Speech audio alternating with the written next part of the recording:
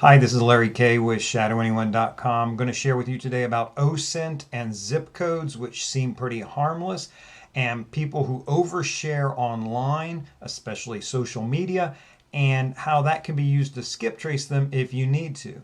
A big part of this is they're not cautious about what they share online, or if they are not cautious enough. So they'll scratch out their street address and things if they're doing a packaging unboxing, that type of thing. But they'll leave that zip code because it feels so generic, so large. You could never find me in my zip code. However, 1983, Postal Service started using zip plus 4. And the zip plus 4, yeah, zip code is huge, thousands, tens of thousands of addresses. But a zip plus 4 gets you down to about 10 possible addresses, sometimes less than that. So let's dive in and see how this works online with some real examples. Here's an example of somebody selling online. They're selling a magazine, and this is, they're selling behind a username. And if you have to skip trace this person, now they've got the example of the magazine they're selling right there, visible. Their address label is there. It's a little hard to see, but you can kind of see it right here, and in here is an address, right? But there's another clue right away in the listing that can help you determine where the area where this seller is. If you take a look right here, there is the shipped from location. Now this isn't set in stone. This is not something that you can count on 100%, but we can see here Rochester, New York.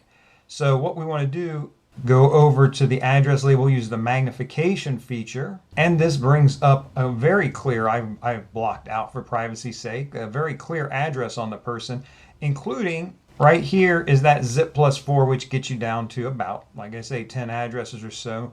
Also, in this particular case, the street address and the city address, that actually matches that Rochester, New York. Don't even have to resort to zip plus 4.